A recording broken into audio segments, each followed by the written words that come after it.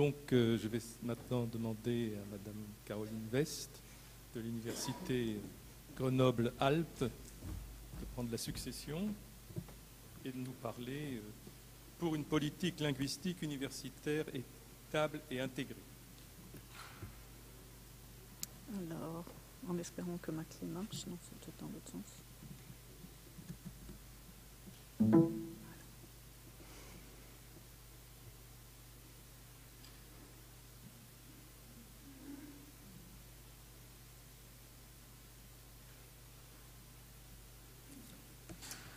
Voilà, donc, je vous remercie de m'écouter. Je remercie tous les collègues d'avoir fait des présentations extrêmement intéressantes. Ma présentation va arriver un petit peu entre les deux tables rondes, celle qui a précédé cette table ronde et celle que nous écoutons actuellement. Donc, moi, je suis directrice pédagogique du service des langues de l'Université Grenoble-Alpes et je vais vous parler très globalement d'un souhait d'une politique linguistique intégrée et équitable. Donc, juste pour commencer, les projets stratégiques des universités regorgent de mots-clés, de mots qui englobent beaucoup de souhaits et beaucoup de notions que nous communiquons très régulièrement. Et donc, moi, j'ai rajouté donc, à la fin, parmi tous ces mots excellence internationale, innovation, etc., les mots équitable et intégré, qui me semblent très importants dans les notions de mise en place de politique des langues au niveau universitaire. Donc, mon interrogation, parce que ma présentation est en fait une interrogation que nous menons aussi au niveau du service des langues à Grenoble, c'est de savoir comment est-ce que la mise en place d'une politique des langues pourrait s'appuyer sur les ambitions qu'affiche notre projet stratégique d'université et se montrer non seulement à la hauteur de ses aspirations, mais aussi une partie intégrante de cette stratégie d'excellence. Donc, je vous présenterai quelques idées pour une mise en place d'une politique des langues intégrée, puisqu'une politique des langues ne peut réussir que si elle fait partie intégrante des ambitions d'une université qui affiche une ambition d'excellence et une reconnaissance internationale. Juste pour situer un petit peu le service des langues de l'Université Grenoble-Alpes, l'UGA a été créé il y a bientôt 3 ans à partir d'une fusion des 3 universités grenobloises et le service des langues a été créé à partir de 3 services des langues qui existaient dans ces 3 universités. Donc la fusion est assez récente. Nous sommes en train de construire l'université et de construire aussi notre service des langues et peut-être une politique des langues sur toute l'université. Le service des langues à Grenoble ne représente pas la totalité de l'enseignement des langues à l'université. Il y a aussi des équipes de linguistes dans certaines composantes. L'université est de taille assez conséquente, puisqu'à Grenoble, nous avons 45 000 étudiants. Et le service des langues gère l'enseignement de l'anglais obligatoire pour tous les étudiants dans le secteur scientifique et la quasi-totalité de l'enseignement des autres langues pour toute l'université. Donc voilà, donc, dans un monde idéal, je pense qu'on serait tous d'accord pour dire qu'une politique des langues serait vraiment très facile à mettre en place et que cela ne nécessiterait que des moyens très réduits. Parce que dans un monde idéal, la notion de cours d'anglais à l'université serait quasi absurde, puisque tous les étudiants arriveraient avec un niveau d'anglais B2 en poche, parce qu'ils ont le bac, et au baccalauréat, ils obtiennent le niveau B2 en anglais, comme tout le monde le sait. Ils auraient aussi tous le niveau B1 dans une autre langue, parce que tout le monde fait une seconde langue au niveau de l'école secondaire en France. Donc, à l'arrivée à l'université, on pourrait focaliser sur le perfectionnement de l'anglais pour amener tous les étudiants à un niveau C1, pourquoi pas. Une focalisation sur la langue de spécialité, la langue à usage professionnel. Au niveau de la deuxième langue, tous les étudiants pourraient prétendre à un niveau B2 ce qui rendrait beaucoup plus facile la mobilité et l'acquisition de compétences interculturelles. Donc voilà, ça c'est tout à fait dans ce monde idéal qui, selon le schéma des études secondaires et supérieures en France, devrait exister. Malheureusement, la réalité est tout autre, comme nous avons vu dans certaines autres présentations tout à l'heure. Moi, je focalise juste sur une toute petite échantillon des étudiants à Grenoble. Donc, ce sont les étudiants en L1 scientifique. Par exemple, l'année dernière, sur à peu près 1200 étudiants qui sont rentrés en L1 scientifique, au moins 300 étaient au niveau A1, A2 en anglais. Donc, ces étudiants-là, au niveau de la L2, devront suivre un programme d'anglais scientifique au niveau B2 en anglais. Donc, voilà, ça veut dire que, et nous avons vu dans d'autres universités que la situation est à peu près équivalente. Donc, à la fusion des universités grenobloises, par rapport aux langues, nous avons découvert des situations extrêmement diverses à travers toute l'université. Par exemple, les cours d'anglais, les cours les plus demandés au service des langues actuellement sont des cours de A2 en anglais. Donc, on multiplie les nombres de groupes en A2 parce que la demande est telle qu'on, voilà, il faut arriver à faire face. Mais donc, on ne va pas trop peut-être se lamenter sur des choses qu'on ne maîtrise pas, c'est-à-dire la situation des étudiants qui arrivent à l'université. Il faut savoir maintenant qu'est-ce qu'on fait une fois qu'ils sont là. Donc, dans une université de la taille de l'université grenobloise, il n'est pas très facile de restructurer non seulement l'institution, mais aussi de construire une politique des langues à partir de la situation préexistante et que nous essayons auquel nous essayons de donner une certaine cohérence. Mais voilà, on voudrait être très ambitieux et essayer de mettre en place une politique des langues réussie, c'est-à-dire intégrée et équitable. Donc, cette notion d'équité passera forcément par l'égalité des chances dans tous les aspects de la formation universitaire. Et nous devons, par exemple, être en capacité de fournir une remédiation en langue qui serait ciblée sur les besoins essentiels des étudiants.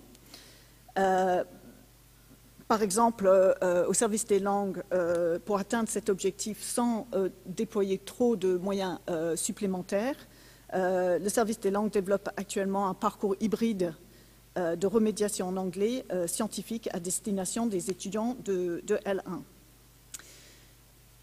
Comme je vous ai dit tout à l'heure, la création d'une université fusionnée a révélé beaucoup d'inégalités d'accès aux formations en langue.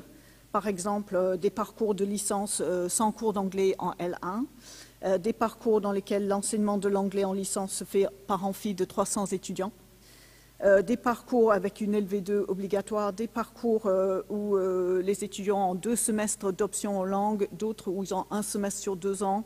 Enfin, voilà, des situations complètement diverses et pas du tout égales. Donc, dans cette politique des langues qu'on aimerait établir, il me semble indispensable d'essayer de donner un accès égal aux formations en langue à chaque étudiant. Tout en tentant de trouver des solutions à cette inégalité, il ne faut pas non plus perdre de vue la notion d'excellence. Si on essaye de découper l'enveloppe que nous avons pour l'enseignement des langues, pour que tout le monde ait un tout petit bout, on arrivera à une situation qui ne sera satisfaisante pour personne. Donc, pour soutenir cette ambition d'excellence, il est indispensable, à mon avis, et à l'avis, je pense aussi de mes collègues, que les langues, l'enseignement des langues, soient intégrés dans les formations. Donc, je dirige un service qui est transversal, mais avec beaucoup d'éléments, des enseignants qui sont les correspondants langues pour des composantes spécifiques. Et donc, l'intégration de l'enseignement des langues dans les formations mènerait à, par exemple, la reconnaissance de la langue comme outil de recherche et de communication. comme vecteur d'acquisition de connaissances dans une société globalisée. Le développement de compétences interculturelles indispensables pour prétendre à une carrière dans des secteurs d'innovation et de technologie de pointe passerait forcément par l'apprentissage d'une ou plusieurs langues. Et quelque chose que nous essayons de développer à différents endroits à Grenoble, c'est la notion aussi de transdisciplinarité, des projets communs entre des enseignements scientifiques et avec une participation des enseignants de langue. Donc, dans l'enseignement supérieur, comme je pense qu'il a été dit à plusieurs reprises aujourd'hui, cette notion d'excellence ne se mesure que sur une échelle internationale. Donc, il faut s'interroger sur comment être à la hauteur de ces ambitions internationales lorsqu'on sait que dans une grande université de la taille de l'Université Grenoble-Alpes, seulement 3% des étudiants partent en mobilité à l'international. Donc, cette mobilité doit être encouragée activement par la participation des étudiants dans les cours de langue. Les cours de langue ne préparent pas uniquement sur le plan linguistique, mais aussi sur le plan pratique. C'est quelque chose qui rassure les étudiants qui hésitent à s'expatrier. Pour encourager la mobilité, il est indispensable, bien sûr, de proposer une offre diversifiée en langue. À Grenoble, nous avons une très grande chance de pouvoir proposer 19 langues en option aux étudiants. Il faut également pouvoir proposer une offre en certification pertinente aux étudiants. Depuis la création du service, nous avons travaillé beaucoup avec le service de relations internationales par rapport à la communication auprès des étudiants pour la préparation à la mobilité, pour la préparation linguistique et pratique, pour que les étudiants soient certains d'avoir accès à une certification appropriée, pour une prise de conscience également des aspects interculturels pour préparer à une mobilité. Mais malgré les efforts et les partenariats établis, tous les étudiants ne partiront pas, loin de là. Il faut aussi donc imaginer d'autres solutions et mettre en place des échanges virtuels, par exemple ce qu'on appelle COIL, Collaborative Online International Learning. Donc voilà, c'est un projet que nous menons avec les relations internationales, dans lequel les étudiants pourront développer des compétences. Ok, donc j'allais un petit peu plus vite, mais je crois que voilà, pour peut-être, voilà, je ne sais plus où j'en suis. Voilà. Alors, ce que je voulais juste dire par rapport à nos interrogations sur l'internationalisation. Comme je vous ai dit tout à l'heure, nos étudiants L1 qui arrivent avec un niveau d'anglais extrêmement faible. Donc, face au nombre grandissant de formations en anglais, par exemple, à Grenoble, tous les masters de biologie sont en anglais actuellement. Et la question se pose de l'accès à ces masters pour les étudiants français, quand on considère qu'un bon nombre d'étudiants n'ont absolument pas le niveau d'anglais pour prétendre à ces masters. Si nous ne focalisons pas nos efforts au niveau de la licence pour une préparation linguistique, une formation linguistique, je pense qu'on ne répond absolument pas à nos devoirs d'universitaires pour donner un accès égal à tous les étudiants et une chance à tous les étudiants. Donc je vais juste terminer sur ce diapositive très rapidement. Donc, comme je vous l'ai dit, il est indispensable que la formation linguistique soit intégrée aux formations en licence. Je pense qu'il faut qu'on focalise énormément d'efforts au niveau de la licence pour pouvoir permettre aux étudiants d'avoir une chance égale face aux poursuites d'études et à une intégration professionnelle.